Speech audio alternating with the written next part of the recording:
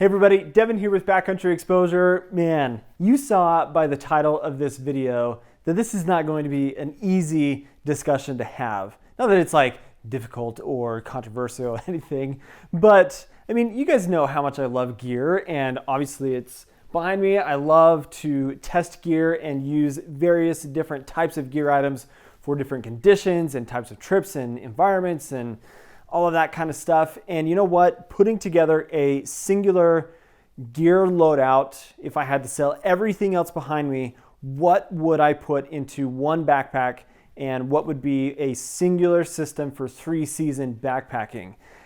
To be honest, like it's impossible for me to narrow it down, even though in front of me I've created a list of gear that backpack, shelter system, worn items and whatnot that we're going to talk about. But you know what? It's impossible because I enjoy the evolution of gear and testing it. And as you progress in your backpacking styles and your systems and expanding the months of the year that you're out there, you acquire gear that facilitates being able to do those types of trips. But if I was simply only ever to do 3-season backpacking again, and go into pretty mild settings and that kind of thing, this is what I would take with me in front of me. I had been texting and talking to Dan Becker a few weeks ago, and I was like, Dan, what do you think about this idea? So Dan is actually also sharing a video at the exact same time of what his system would be.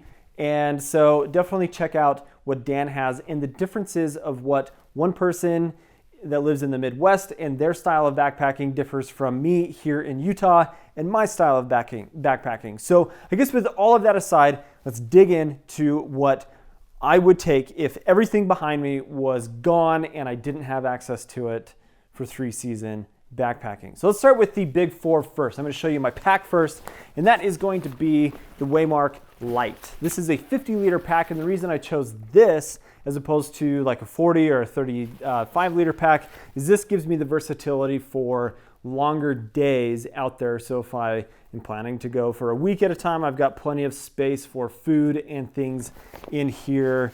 50 liters is just kind of that sweet spot for a generic overall like weekend backpacker type of setting and not going super ultralight.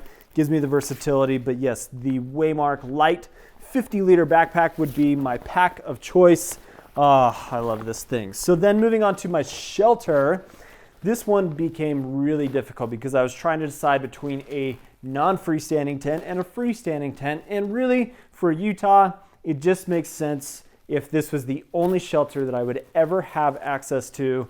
The Copper Spur HVUL2, the 2020 version, would be my choice. Even though I adore and love the Sierra Designs products behind me, this has just blown me away in how versatile and great it is in its weight, the space, the storage options inside. Just a fantastic shelter, and it allows me to set up on slick rock. It allows me to have just better versatility for the different types of terrains that I would find myself in, and I can pack this down way smaller than it is current in this stuff bag, but that would be my shelter system.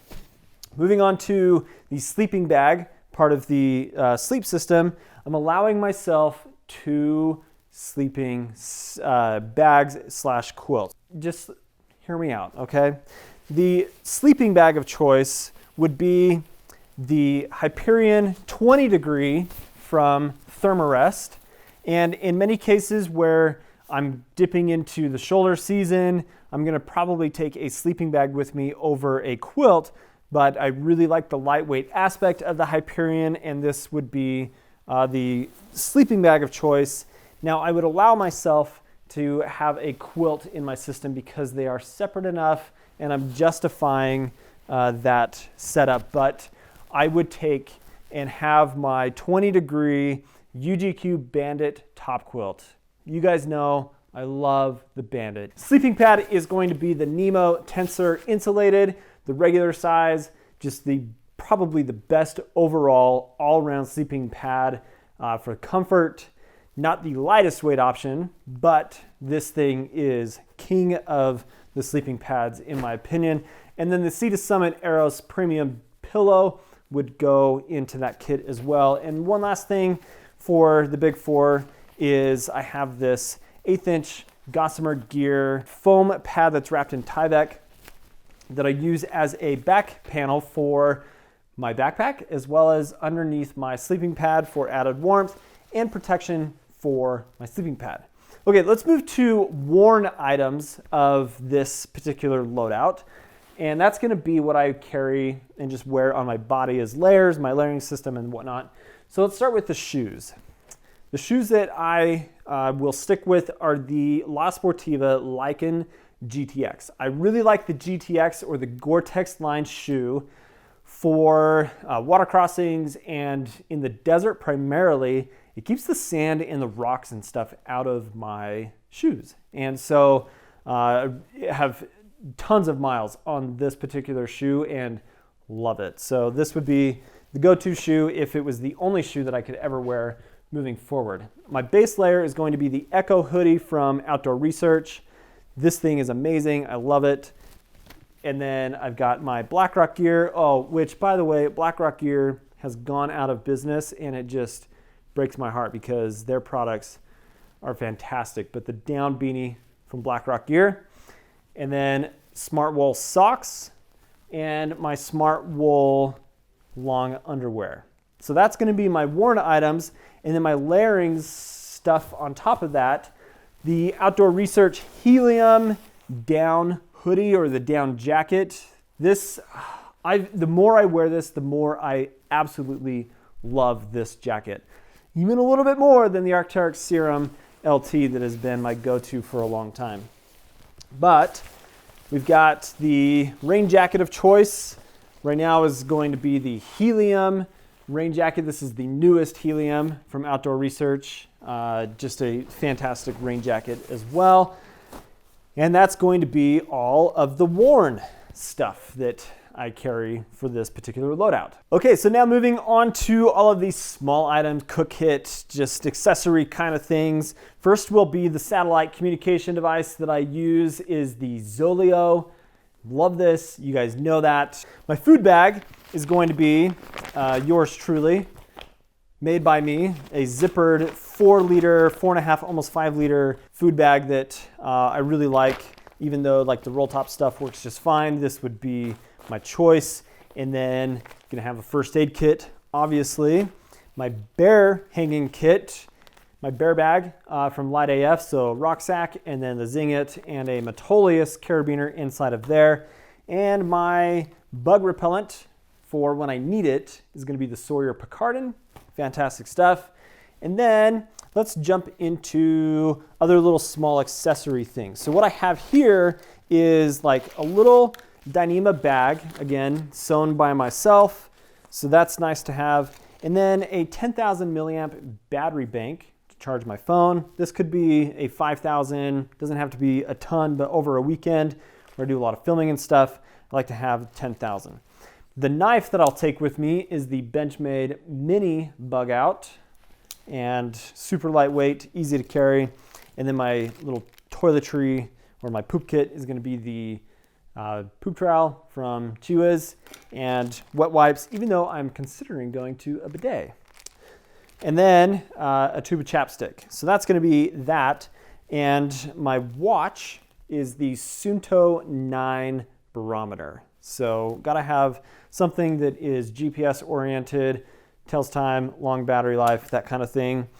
And then let's jump into the cook kit. So my choice is going to be a canister stove just because of the simplicity of it.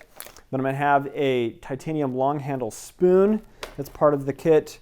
I've got my canister and then my GSI cup, a mini Bic, and my 550 milliliter Toaks titanium cook pot in a Light AF pot sack.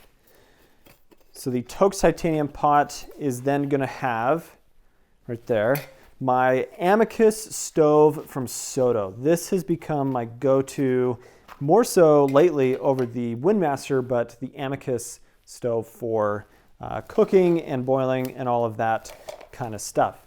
My water bottles are going to be just your basic lightweight Smart Water or Essentia water bottles. These are the smaller ones, but you've got bigger options as well. So I'll always have 2 of those.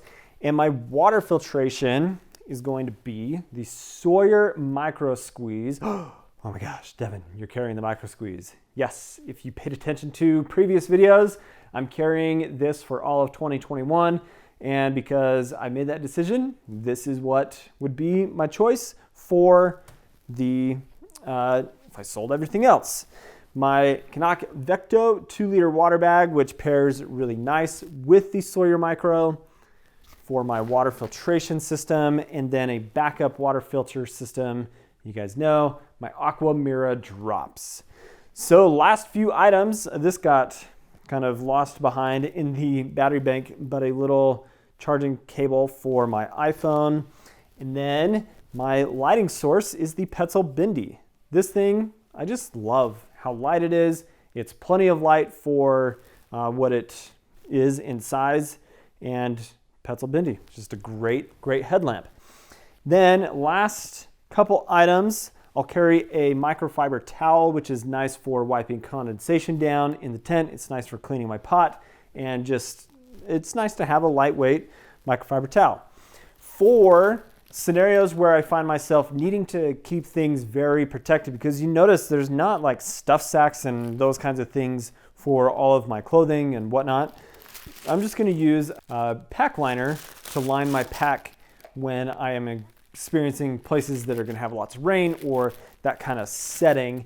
And then last 2 items that we'll talk about, my chair, my beloved chair. Of course this is going to come with me. There's no way I would sell this with everything back here. Like, this is an absolute necessity on the trail. And then for trekking poles, I would carry just 1 trekking pole because I don't like to have 2 on me. And with a freestanding tent, I don't need 2 trekking poles. So 1 trekking pole just for that added security of water crossings and that kind of thing. I would put the Lux Ultralight Carbon, just a basic, simple trekking pole. The thing that I really like about these Lux poles is the EVA foam handle. It's very like ergonomic, and it's not bulky. It's very lightweight, just basic trekking pole, but it does the job. And I'm the kind of person that I like to push down from the top on my trekking pole this way. I don't always hold in this manner. I will actually push down and walk this way. Kind of weird, but that's the trekking pole that I would carry. And there you go. That is if I had to sell all of my gear, which I would never want to do. I mean, obviously I love gear, I love testing it, but if I was to sell things and this is all I could take with me, and this is all I had access to, and it's all I could afford, this is what I would choose. Also check out Dan's video, because Dan's gonna have a totally different perspective and different gear items, so it'd be interesting to see what his is like. So got his video linked in the description below as well. But thanks for watching, guys. If you're not subscribed to the channel, please do subscribe. I hope you have an awesome day. Catch you in the next video. See you later.